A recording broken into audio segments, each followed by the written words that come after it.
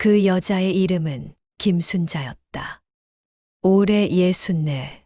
주름진 손과 구근어리는 말해준다. 그녀 역시 누군가의 며느리였던 시절이 있었다는 걸. 서울 변두리, 반지하 단칸방. 1985년 겨울, 결혼한 지 3일째 되던 날. 시댁 식구들은 거실에 모여 김치를 씹으며 텔레비전을 보았고, 그녀는 베란다에 쪼그려 앉아 이틀 전 혼수로 들여온 냄비를 닦고 또 닦고 있었다. 순자야, 물 많이 쓰지 마라. 저수지 넘칠라. 그녀는 아무 말 없이 수도꼭지를 잠갔다. 말끝마다 물, 전기, 밥, 반찬. 남편은 침묵했고, 그녀는 그 침묵 안에서 천천히 말라갔다. 어느 날 시어머니가 말했다. 너는 아가씨 때 도시에서 자랐다면서 김장은 해봤나? 그녀는 해보지 않았다. 그런데 그렇다고 말했다. 모르겠다는 말을 못했던 젊은 시절이었다. 그해 겨울, 시어머니는 일부러 마늘을 안 까놓고 사왔다. 무 10개를 깎는 동안 순자는 피가 맺히는 줄도 몰랐다. 그녀는 그렇게 한마디 말도 없이 며느리가 되어갔다. 30년이 흘렀다. 그 시어머니는 어느 날 갑자기 쓰러졌고, 몇 년 뒤 그녀의 유품을 정리하던 날, 다 쓴 일기장 속에서 이런 문장이 발견되었다. 순자는 말이 없고 눈치를 본다. 나도 말이 없고 눈치를 준다. 그녀는 한참을 울었다. 누군가가 단 한 번만 너 괜찮아 하고 물어봐 줬더라면 그 시절은 조금 덜 외로웠을까.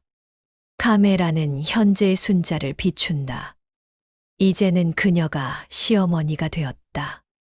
아들 동호가 결혼을 앞두고 있다. 며느리가 될 여자는 스마트폰을 손에 쥐고 있었다. 순자가 고른 생선조림은 손도 안 대고, 전 생선 냄새 좀 하고 웃으며 사돈과의 약속이 있다며 먼저 일어났다. 그날 밤 순자는 처음으로 어쩌면 내가 또 누군가의 시어머니가 되는 거구나 라는 생각에 잠을 이루지 못했다. 그녀는 조심스레 말했다. 애가 아직 어려서 그렇지 뭐. 내가 좀 맞춰야지. 그러나 거울 속의 순자는 30년 전 젊은 날의 그녀와 똑같은 표정을 짓고 있었다.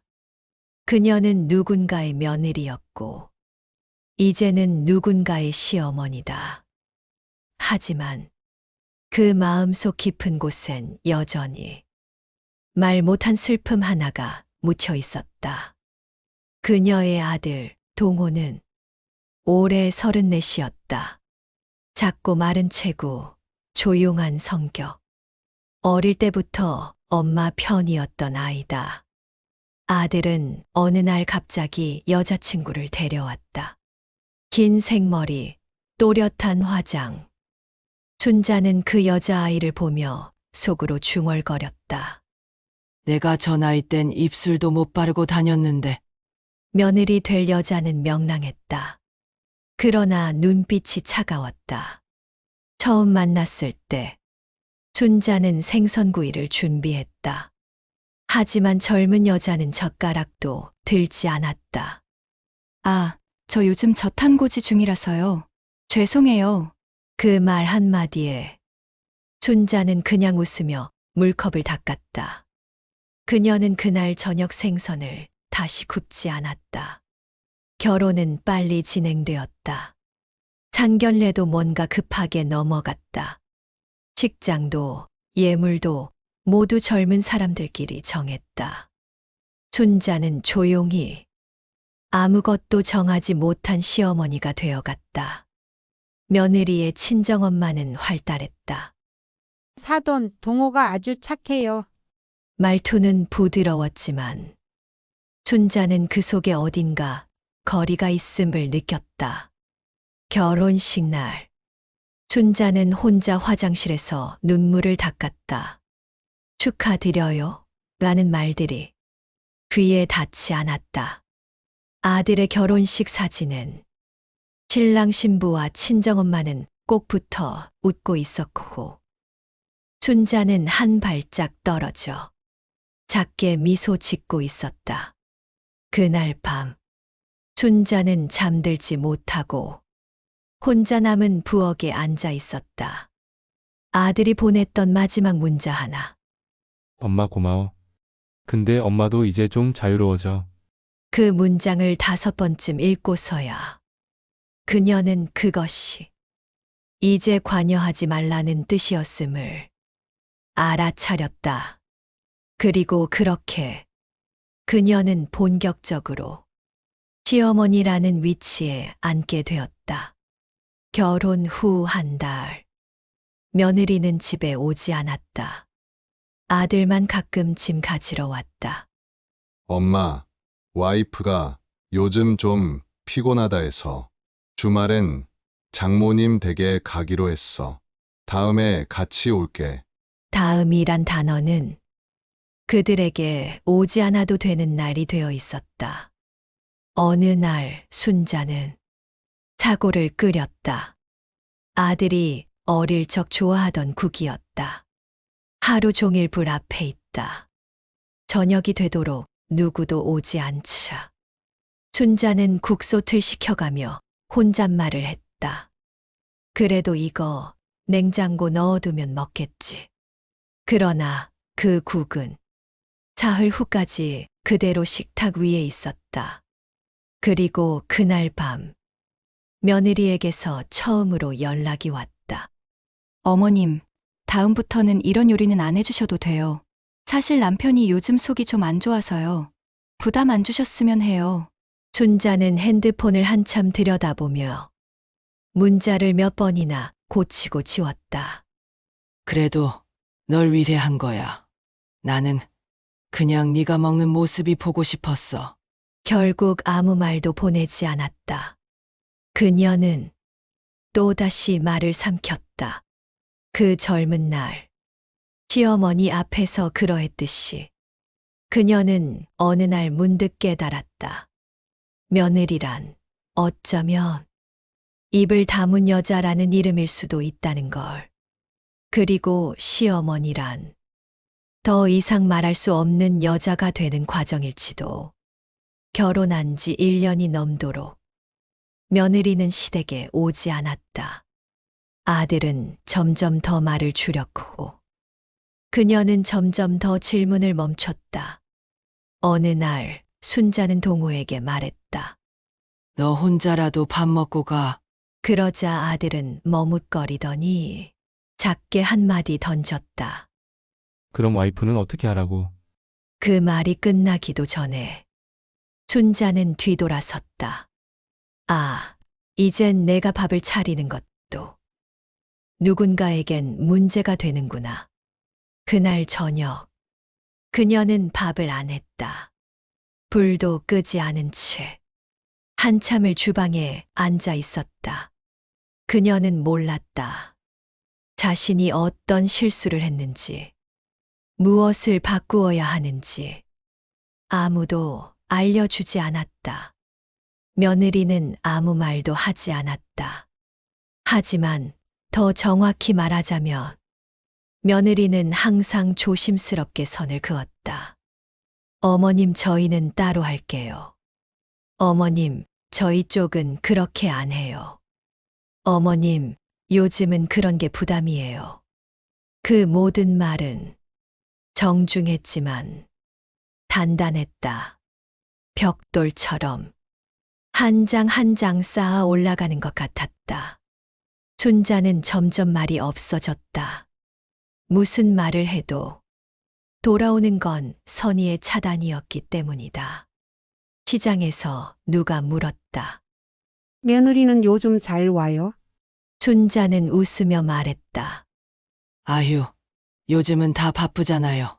하지만 돌아서는 순간 그녀의 표정은 우스꽝스럽게 일그러졌다. 바쁘다. 나는 바쁠 땐 울면서도 밥했는데 어느 날 며느리에게서 전화가 왔다. 춘자는 반가워서 무릎을 치며 받았다. 그래 무슨 일이니? 전화기 너머로 들리는 말. 어머니, 저희 이번 추석에 시댁은 못 갈 것 같아요. 남편 회사 일도 있고 저도 명절 스트레스로 병원 다녀왔거든요. 그래, 몸이 우선이지. 춘자는 그렇게 말했다. 하지만 수화기를 내려놓고 눈을 질끈 감았다. 며느리의 친정은 다녀온다는 걸. 춘자는 이미 알고 있었다. SNS에서 본 사진 속. 며느리는 친정 엄마와 전을 붙이며 활짝 웃고 있었다. 그 사진을 바라보며 춘자는 깨달았다. 이 집에서 어머님이라는 이름은 그저 피곤한 의무가 되었음을. 그녀는 핸드폰을 천천히 내려놓고 혼잣말했다. 나는 너를 딸처럼 대해줬는데 너는 나를 회사처럼 대하더구나. 며느리의 이름 옆에 그녀는 작은 메모를 적었다. 선 넘지 말 것, 기대하지 말 것, 더 이상 다가가지 말 것. 그녀가 살아온 방식과는 정반대의 관계가 지금 눈앞에서 펼쳐지고 있었다. 며느리는 나쁜 사람이 아니었다. 단지 그녀와 너무 다른 시대를 살아왔을 뿐이었다. 하지만 순자는 이런 세상이 이렇게까지 차가울 줄은 몰랐다. 가족은 결국 남이라는 말을 그녀는 이해할 수 없었다. 왜냐하면 그녀는 평생을 가족이 전부라 믿고 살아왔기 때문이다. 그러나 그날 이후 그녀는 말수를 줄였다. 아들에게도 며느리에게도 기대하는 말은 하지 않았다. 그리고 스스로 마음속에 보이지 않는 벽을 쌓기 시작했다. 그래, 나도 너희처럼 해볼게. 나도 이제 선을 긋자. 그녀는 어느 날 정확히 느꼈다. 누군가가 자신의 손을 놓았다는 것을. 그리고 자신도 그 손을 놓아야만 살 수 있겠다는 것을. 추석 하루 전날, 춘자는 아들을 위해 잡채를 5번이나 다시 만들었다. 당면이 질다며, 고기가 질기다며, 예전엔 이렇게 안 했다고. 그러면서도 손은 멈추지 않았다. 그녀는 일찍이 며느리가 오지 않을 걸 알고 있었지만, 그래도 혹시 몰라 갈비찜을 2번 삶고 약과까지 사놨다. 하지만 그날도 며느리는 오지 않았다. 아들만 빈손으로 들어섰다. 와이프 몸이 안 좋아서 못 왔어. 스트레스 때문에 요즘 심리 상담도 받아. 춘자는 웃으며 고개를 끄덕였지만 손이 살짝 떨리고 있었다. 그래, 몸이 우선이지. 밥은 먹고 가. 밥상 위에 잡채, 갈비찜, 전, 나물 모두 정갈하게 놓였다. 하지만 아들은 휴대폰만 내려다보다가 밥을 몇 술 뜨고는 말했다. 엄마, 이젠 좀 편하게 사셔. 이런 거 안 해도 돼. 그 한마디가 그녀의 40년 손맛을 그 자리에서 무력하게 만들었다. 춘자는 조용히 수저를 내려놓았다. 그리고 아주 짧게 대답했다.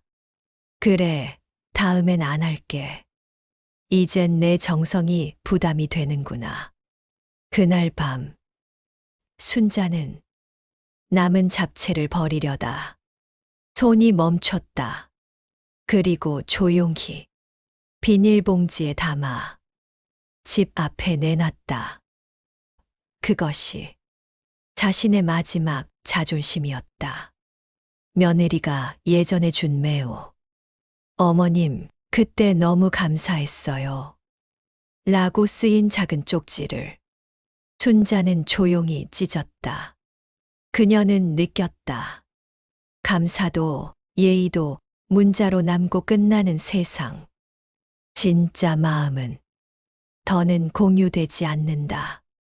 며칠 후 며느리에게서 택배가 하나 도착했다. 고급스러운 견과류 세트. 그 아래에는 짧은 카드 한 장. 추석 잘 보내세요, 어머니. 간결한 이모티콘 하나와 함께 춘자는 그 상자를 한참 쳐다보다 작게 중얼거렸다. 넌 참 잘 산다. 사람 기분 안 상하게도 너무 예의 바르게 차갑게. 며칠 후 며느리의 생일이 다가왔다. 예전 같으면 직접 뜨개질한 목도리라도 보냈겠지만 이번엔 하지 않았다. 아들에게도 말하지 않았다. 그냥 달력을 넘기며 속으로만 샜다. 그래, 이제는 나도 남처럼 살면 돼. 그렇게 말하면서도 밤마다 베개에 묻는 눈물은 점점 깊어만 갔다. 그녀는 미운 마음이 아니라 버려진 마음이 더 괴로웠다. 어느 날 동네 아주머니가 놀러 왔다. 순자 씨는 참 며느리 복도 없어. 우리 며느리는 아침마다 안부 전화도 해. 그 말을 듣고도 춘자는 아무 말 없이 조용히 주전자를 들고 나갔다.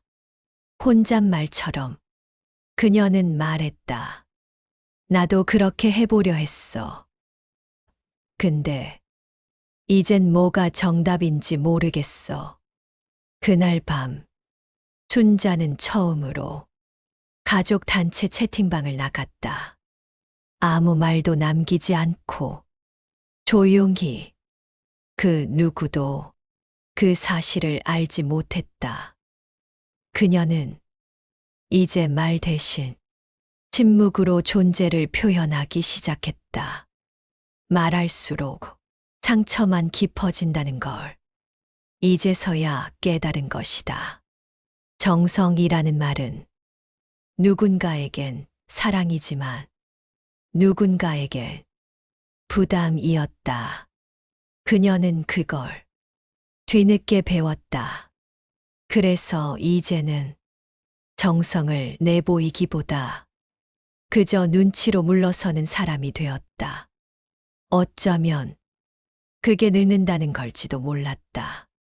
며느리와의 침묵이 3개월째 이어졌다. 단 한 통의 문자도 전화도 없었다. 춘자는 이제 스스로를 시어머니가 아닌 외부인처럼 느끼기 시작했다. 그날도 집 앞 마당을 쓸고 있던 그녀는 어디선가 들리는 아이 울음소리에 고개를 들었다. 한참을 고민하다 핸드폰을 꺼내 아들에게 메시지를 보냈다. 아가 울음소리 같아서 괜히 걱정되네. 아프진 않지? 답장은 3시간 뒤에야 도착했다. 괜찮아요. 병원 다녀왔어요. 거기에 며느리 이름도 말투도 존재하지 않았다. 춘자는 그제서야 깨달았다. 이제 그 집엔 자신의 자리란 게 아예 사라졌다는 걸. 그리고 어느 날 아들이 전화했다. 엄마 다음 주 주말에 애 맡아줄 수 있어? 춘자는 한참을 망설였다. 이전 같으면 무조건 그래 했을 텐데 이상하게 입이 떨어지지 않았다. 그녀는 조용히 물었다. 애 보러 오면 며느리는? 아들은 망설이다. 솔직하게 말했다. 그냥 엄마가 애만 좀 봐주면 좋겠대. 아직 감정 정리 안 됐나 봐. 그 말에 춘자는 아주 짧게 대답했다. 그래, 와라. 하지만 그날 밤 그녀는 편지 한 장을 꺼내 적었다. 나는 아들을 낳았지. 남의 남편을 만든 게 아니었는데 왜 자꾸 미안해져야 할까? 나도 누군가의 며느리였고 그렇게 살아내느라 얼마나 애썼는지 아무도 몰라주네. 내가 원하는 건 대단한 사랑이 아니라 그냥 존재로서 존중받는 거였는데 다음 주말 며느리는 오지 않았다. 아들 혼자 손주를 안고 왔다. 손주는 천진난만하게 웃으며 말했다. 할머니, 나 엄마한테 혼났어. 왜 할머니 집 자꾸 가고 싶다 했냐고. 그 말에 춘자는 아무 말도 못했다. 한참 뒤 손주가 낮잠에 들고 아들이 부엌에서 물을 마시는 사이 춘자는 조용히 물었다. 나 그렇게 밉냐? 아들은 말을 잇지 못했다. 너라도 좀 말해줘. 내가 뭘 그렇게 잘못했는지. 아들은 결국 솔직하게 꺼내기 시작했다. 엄마는 그냥 너무 가까워요. 춘자는 당황했다. 가까운 게 왜? 가까운 게 숨 막힐 때가 있어요. 엄마는 다 해주려고 하고 그게 부담스러워요. 그 말에 춘자는 아무 대꾸도 하지 않았다. 하지만 조용히 중얼거렸다. 난 도와주고 싶었을 뿐인데 며칠 후 며느리에게서 문자 하나가 왔다. 지난 일 죄송했어요. 감정이 격했었어요. 어머님 또 힘드셨겠죠. 춘자는 곧장 답하지 않았다. 대신 오래된 사진첩을 꺼내 며느리와 처음 함께 찍은 사진을 꺼냈다. 결혼식 날 춘자가 며느리 손을 꼭 잡고 웃던 사진. 그땐 모든 게 다 괜찮을 줄 알았다. 그 사진을 보며 그녀는 조용히 답장을 보냈다. 나도 미안해. 너무 가까이 다가갔나 봐.